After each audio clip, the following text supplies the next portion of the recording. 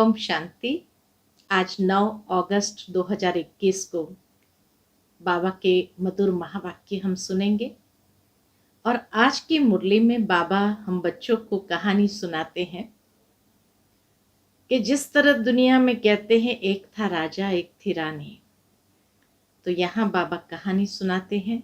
एक था बाबा एक था दादा। जब शिव बाबा ब्रह्मा बाबा में प्रवेश करे तभी हम ब्रह्मा कुमार कुमारी बनते हैं और वर्षे के अधिकारी बन सकते हैं।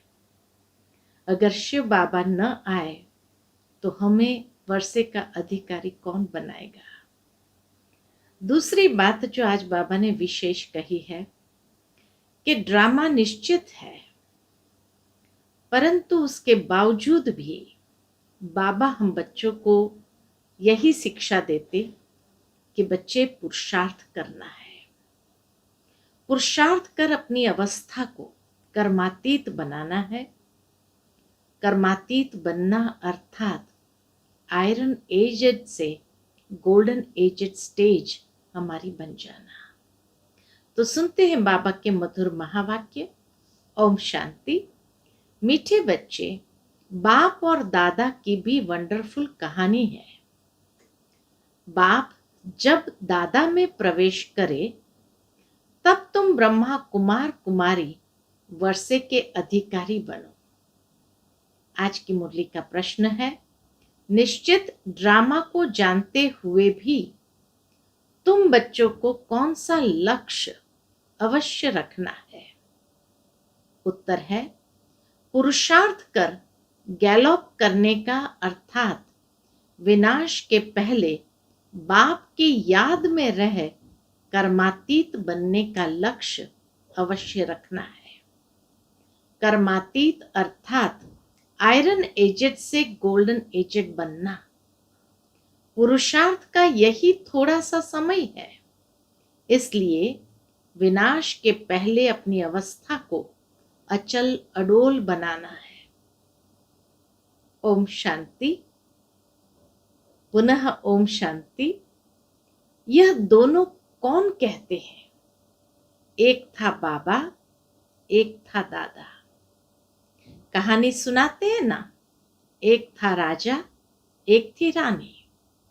अब यह फिर है नई बातें। एक बाबा एक दादा।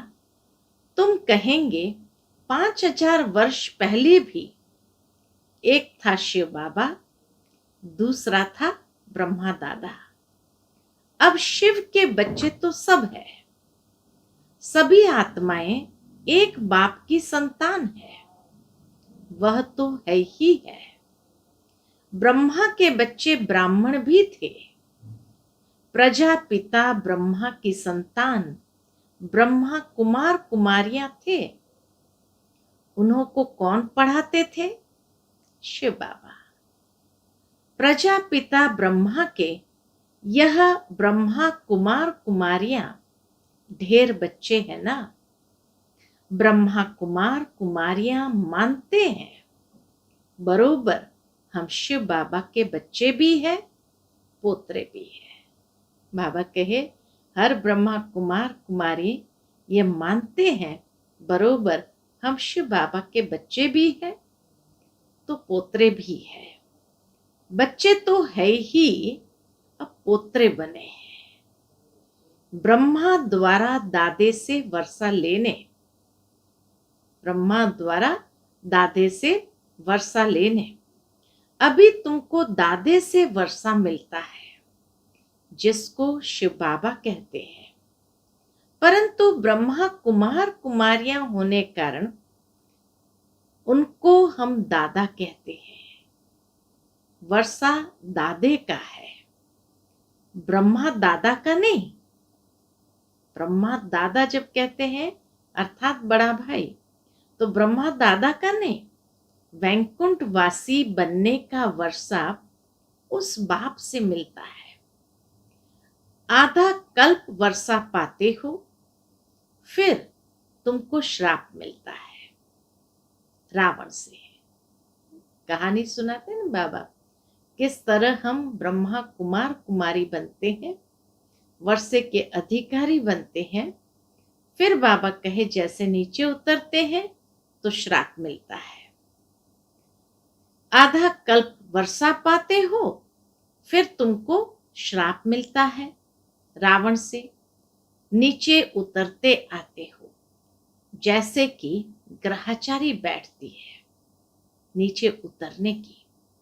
अभी तुम बच्चे समझते हो हमारी ग्रहचारी राहु की दशा पूरी हुई। राहु की दशा है सबसे बुरी।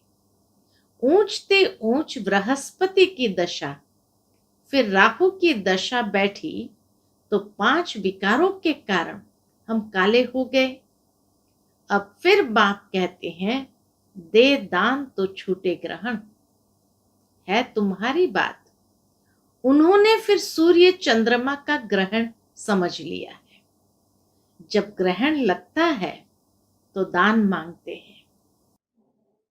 यहां बाप तुमको कहते हैं 5 विकारों का दान दो तो ग्रहचारी उतर जाएगी। इन विकारों से ही तुम पाप आत्मा बने हो। मुख्य है देह अभिमान। पहले ऐसे सतो प्रधान थे, फिर सतो रजो तमो बने हैं, 84 जन्म लिए हैं। यह तो पक्का निश्चय है। बरोबर देवताएं ही 84 जन्म लेते हैं। पहले उन्हों को ही मिलना चाहिए बाप से। वर्षा, पहले उन्हों को ही मिलना चाहिए बाप से। गाया भी जाता है आत्माएं परमात्मा अलग रहे बहुकाल। बाप कहते हैं पहले पहले तुमको सतयुग में भेजा था, फिर अभी तुम ही आकर मिले हो। आगे तो सिर्फ गाते थे, उनका यथार्थ अर्थ अभी बाप बैठ समझाते हैं। सभी वेद शास्त्र जप तप स्लोगन आदि जो भी है, सबका सार बाप बैठ समझाते हैं। चक्र तो बिल्कुल सहज है। अभी कलयुग और सतयुग का संगम है। लड़ाई भी सामने खड़ी है। यह भी तुमको निश्चय है सतयुग की स्थापना होती है। कलयुग में जितने भी है उन सब के शरीर खलास हो जाएंगे। बाकी आत्माएं पवित्र बन हिसाब किताब चुकतू कर जाएंगी। यह सबके कयामत का समय है। वर्तमान समय बाबा कहे सबका कयामत का समय है। आत्माएं शरीर छोड़ चली जाएगी। यह तुम्हारी बुद्धि में अभी है। जब तक हम कर्मातीत अवस्था को पाए तब तक संगम पर खड़े हैं। बाबा कहे जब तक हमारी कर्मातीत अवस्था होती है तब तक संगम पर खड़े हैं। एक तरफ है करोड़ों मनुष्य, दूसरे तरफ हो सिर्फ तुम थोड़े से। तुम्हारे में भी कितने हैं जो निश्चय बुद्धि होते जाते हैं। निश्चय बुद्धि विजयंती, फिर जाकर विष्णु के गले की माला बनेंगे। एक है रुद्राक्ष की माला, दूसरी है रुंड माला। उस रुंड माला में छोटी छोटी शक्लें होती है। बाबा कहे रुंड माला में छोटी छोटी शक्लें बनी होती है। यह निशानी है हम आत्मा ही आकर फिर बाप के गले की माला के दाने बनेंगे। फिर यहाँ आएंगे नंबरवार, फिर धीरे धीरे वापस नीचे उतरेंगे नंबरवार। माला 8 की भी है, 108 की भी है, 16,000 की भी है। अब 16,000 है या 5-10 हजार है, उनका कोई हिसाब नहीं निकाला जाता। यह मालाएं गाई जाती है। बाबा कहते हैं यह सब तुम क्यों विचार करते हो। जितने भी राजाएं कल्प पहले सतयुग त्रेता में बने थे उतने ही बनेंगे। 100 बने या 200 300 बने, ये पूछना नहीं है। बाप कहते हैं तुम जितना नजदीक आते जाएंगे तो ये सब समझ जाएंगे। आज हम यहाँ हैं, कल विनाश होगा, फिर सतयुग में थोड़े से देवी देवता होंगे, बाद में वृद्धि को पाते हैं।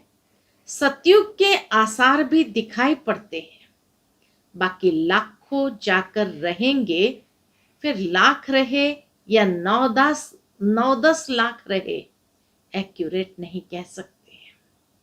आज बाबा ने बहुत स्पष्ट कह दिया कि सतयुग के आरंभ में कितने लाख रहेंगे ये कोई गिनती की बात नहीं है। जैसे ही सतयुग के आसार भी दिखाई पड़ते हैं, बाकी लाखों जाकर रहेंगे, फिर लाख रहे या 9-10 लाख रहे, एक्यूरेट नहीं कह सकते। हाँ, तुम जब एक्यूरेट संपूर्ण बनने के लायक बनेंगे तब तुमको और जास्ती साक्षात्कार हो जाएगा। अभी तो बहुत कुछ समझने का समय पड़ा है, बहुत साक्षात्कार करते रहेंगे। लड़ाई की तैयारियां भी बहुत होती रहती है, सब चीजें महंगी होती जाएगी। विलायत में भी अब खूब टैक्स आदि लगते रहेंगे। खाली भारत में ही महंगाई होगी ऐसा नहीं, सारे विश्व में भी बाबा कहे विलायत में भी खूब टैक्स आदि लगते रहेंगे। बहुत बहुत महंगाई होकर फिर एकदम सस्ताई हो जाएगी। सतयुग में कोई चीज पर खर्चा नहीं होगा, सब खानियां आदि भरपूर हो जाएगी। नई दुनिया में वैभव बहुत होते हैं। लक्ष्मी नारायण के पास बहुत वैभव थे ना। श्रीनाथ द्वारे में मूर्तियों के आगे भी कितने वैभव का भोग लगाते हैं। वहां बहुत माल बनाते हैं और खाते रहते हैं। कहेंगे हम देवताओं को भोग चढ़ाते हैं, कहेंगे देवताओं को भोग नहीं लगाएंगे तो वह नाराज हो जाएंगे। अब इसमें नाराज होने की तो बात ही नहीं है। तुम कोई पर नाराज नहीं होते हैं। जानते हो ड्रामा अनुसार ये विनाश होना ही है। कलयुग से बदलकर सतयुग होगा। हम ड्रामा को समझते हैं कि ड्रामा अनुसार अभी नया चक्र शुरू होना है। तुम भी ड्रामा के वश हो। ड्रामा अनुसार बाप भी आया हुआ है। ड्रामा में 1 मिनट भी नीचे ऊपर नहीं हो सकता है, इतना एक्यूरेट ड्रामा चलता है। जैसे बाबा आया, तुमने देखा कल्प बाद भी हूबहू ऐसे होगा। शास्त्र में तो कल्प की आयु लंबी लिख दी है। बाबा कहे शास्त्र में तो कल्प की आयु लंबी लिख दी है। अभी तुम बच्चों की बुद्धि में है, बरोबर विनाश सामने खड़ा है। अभी तुम गैलॉप कर रहे हो। जानते हो बाबा को याद कर हमको कर्मातीत अवस्था को जरूर पाना है, अर्थात आयरन एज से गोल्डन एज बनना है। अभी अगर पुरुषार्थ नहीं करेंगे तो पदभ्रष्ट हो जाएगा। हे आत्माएं, अभी तुम पतित बन गई हो, यह भी जानते हो। बहुत किस्म के आएंगे जो और धर्म में बदली हो गए हैं, वह निकल कर आते रहेंगे, आकर अपना पुरुषार्थ करते रहेंगे। बाप से वर्षा पाने, ब्राह्मण धर्म में आकर फिर देवता धर्म में आएंगे। ब्राह्मण धर्म में नहीं आएंगे तो देवता धर्म में कैसे आएंगे? ब्राह्मण दिन प्रतिदिन वृद्धि को पाते रहेंगे, देखेंगे विनाश सामने आ गया है, ये तो ठीक कहते हैं, फिर वृद्धि होती जाएगी। ब्राह्मणों का झाड़ वृद्धि को पाकर फुल हो जाएगा, फिर वापस जाएंगे, देवताओं का झाड़ बढ़ेगा। अभी तुम संगम पर राजयोग सीख रहे हो। इस संगम को कल्याणकारी युग कहा जाता है। संगम का ही गायन है। क्या गायन है? गंगा सागर का मेला दिखाते हैं। वह सब है भक्ति मार्ग का। यह है ज्ञान सागर और ज्ञान सागर से निकली हुई ज्ञान गंगाएं। ज्ञान सागर से पतित पावन अक्षर लगता है। वह समझते हैं पतित पावनी गंगा है और फिर गंगा में स्नान करते ही आते हैं। यह नदियां तो सतयुग से लेकर चलती आती है। आजकल तो नदियां भी कहां कहां डुबो देती है। इतनी बाढ़ आ जाती, डुबो देती है। प्रकृति भी तमो प्रधान, सागर भी तमो प्रधान हो पड़ा है। सागर थोड़ी सी उछल खाएगा तो सब कुछ खलास कर देंगे। सतयुग में सिर्फ हम थोड़े ही भारत में रहते हैं। यमुना के कंठे पर दहली परिस्तान थी, फिर बननी है। सतयुग में थोड़ी ही जीवात्माएं रहती है, फिर धीरे धीरे आते रहते हैं। अभी है कलयुग का अंत। कितने ढेर मनुष्य हो गए हैं। बाबा कहे कलयुग के अंत में कितने ढेर मनुष्य हो गए हैं। बेहद का नाटक है जिसको अच्छी रीति समझना है। भल कोई अपने को एक्टर समझते भी है, परंतु कल्प 5000 वर्ष का है, ये किसको भी पता नहीं है। दुनिया में भी कई लोग कहते हैं कि हाँ, ये सृष्टि रंगमंच है और हम इस रंगमंच पर अपना पात्र निभाते हैं, परंतु ये कल्प 5000 साल का है, यह किसको भी पता नहीं है। कहाँ 84 जन्म, कहाँ 84 लाख। अब तुम रोशनी में हो। तुमको बाप से वर्षा मिलता है। बाप कहते हैं मन मना भव। बाप को याद करना है। शिव भगवान उवाच, कृष्ण थोड़ी ज्ञान का सागर है। शिव भगवान उवाच, डायरेक्ट बाबा कहते हैं कृष्ण थोड़ी ज्ञान का सागर है। भगवान की महिमा में और देवताओं की महिमा में बहुत फर्क है। बाप जो नई रचना रचते हैं, उनकी महिमा है सर्वगुण संपन्न, 16 कला संपूर्ण, संपूर्ण निर्विकारी, मर्यादा पुरुषोत्तम। अभी तुम ऐसे बन रहे हो। बाप की महिमा और इनकी महिमा माना श्री कृष्ण की महिमा में रात दिन का फर्क है। ये राजयोग है ना। गाया भी जाता है, भगवान राजयोग सिखाते हैं। वह है निराकार, तो जरूर निराकार से साकार में आना पड़े। भगवान की इतनी महिमा है तो जरूर आना पड़े। उनका जन्म दिव्य अलौकिक है। परमात्मा का जन्म, भगवान का जन्म दिव्य अलौकिक है। और किसका दिव्य जन्म नहीं गाया जाता। यह भी बच्चों को समझाया है। एक होता है लौकिक बाप, दूसरा है पारलौकिक बाप, जिसको ही भगवान कह याद करते हैं, और तीसरा है अलौकिक बाप। यह फिर वंडरफुल बाप है। जब पारलौकिक बाप बच्चों को अडॉप्ट करते हैं तो बीच में यह अलौकिक आ जाता है। प्रजापिता ब्रह्मा के कितने ढेर बच्चे हैं। शिव बाबा आकर ब्रह्मा द्वारा तुमको अपना बनाते हैं। कितने ब्रह्मा कुमार कुमारियां बनते हैं। लौकिक बाप को तो करके 8-10 बच्चे होंगे। अच्छा, शिव बाबा भी है पारलौकिक बाप, उनके तो अनेक बच्चे हैं। सभी आत्माएं कहती है हम सब ब्रदर्स हैं। अब इस संगम पर फिर अलौकिक बाप मिलता है। यह ज्ञान तुमको वहां नहीं रहेगा। अलौकिक पिता का ज्ञान बाबा के सतयुग में नहीं रहेगा।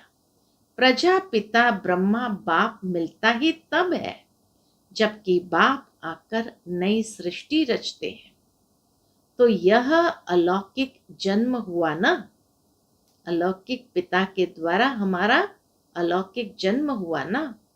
इनको कोई समझ नहीं सकते। वह लौकिक, वह पारलौकिक, और यह है संगम युगी अलौकिक बाप।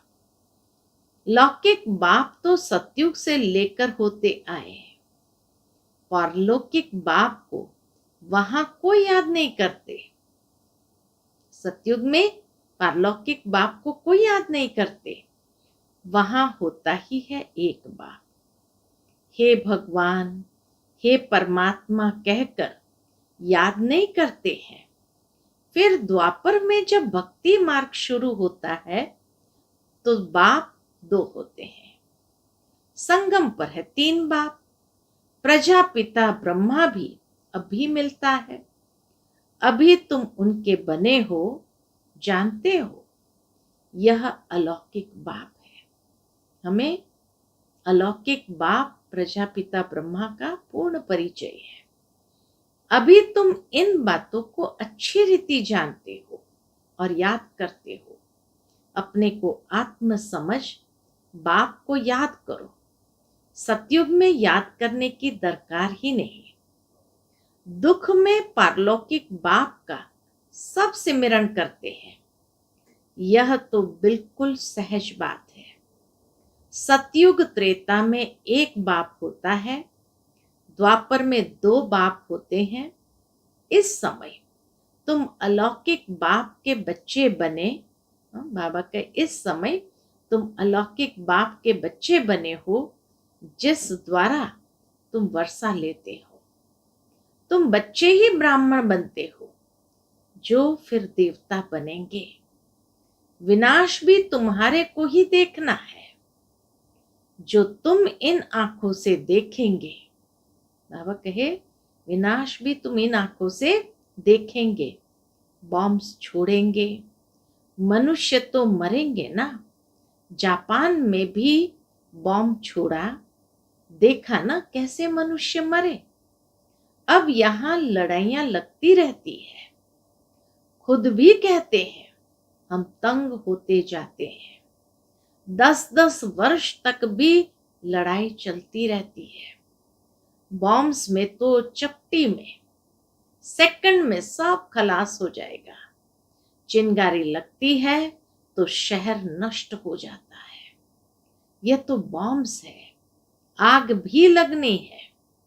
तुम बच्चे जानते हो बाप आए ही है स्थापना और विनाश कराने। तो जरूर ये सब होगा।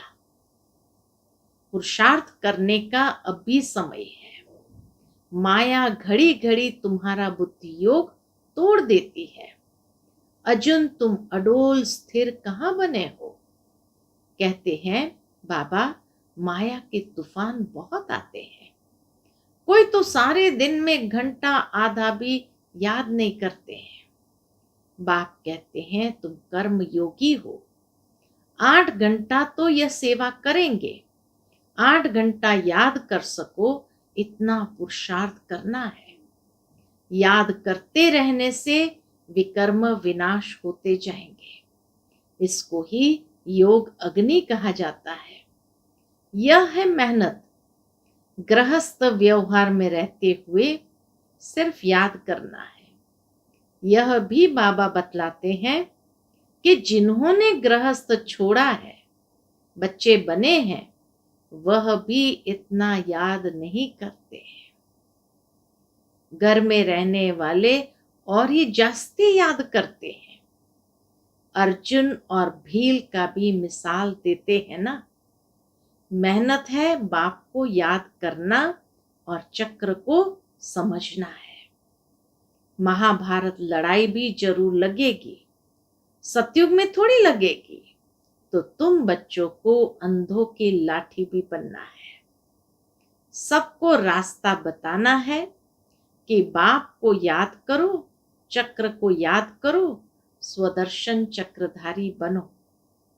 अच्छा, मीठे मीठे सिकिलते बच्चों प्रति माता पिता बाप दादा का याद प्यार और गुड मॉर्निंग। रूहानी बाप की रूहानी बच्चों को नमस्ते। हम सब रूहानी बच्चों की रूहानी माता पिता बाप दादा को याद प्यार गुड मॉर्निंग और नमस्ते नमस्ते। शुक्रिया बाबा, शुक्रिया। आज की मुरली से धारणा के लिए मुख्य सार है। पहली पॉइंट, कम से कम 8 घंटा याद में रहने का पुरुषार्थ करना है। अपनी अवस्था अचल अडोल रखने के लिए याद का अभ्यास बढ़ाना है, गफलत नहीं करनी है। दूसरी पॉइंट, ये ड्रामा बिल्कुल एक्यूरेट बना हुआ है, इसलिए किसी पर भी नाराज नहीं होना है, निश्चय बुद्धि बनना है। आज की बाबा की मुरली से मधुर वरदान बाबा का है, दिल में सदा एक राम को बसाकर सच्ची सेवा करने वाले माया जीत विजयी भव। बाबा का ये मधुर वरदान, दिल में सदा एक राम को बसाकर सच्ची सेवा करने वाले माया जीत विजयी भव। हनुमान की विशेषता दिखाते हैं कि वह सदा सेवाधारी महावीर था, इसलिए खुद नहीं जला लेकिन पूछ द्वारा लंका जला दी। तो यहां भी जो सदा सेवाधारी है वही माया के अधिकार को खत्म कर सकते हैं। जो सेवाधारी नहीं वह माया के राज्य को जला नहीं सकते। हनुमान के दिल में सदा एक राम बसता था, तो बाप के सिवाय और कोई दिल में न हो, अपने देह की स्मृति भी न हो, तब माया जीत विजयी बनेंगे। स्लोगन है आज का, जैसे आत्मा और शरीर कंबाइंड है, ऐसे आप बाप के साथ कंबाइंड रहो। अच्छा, ओम शांति।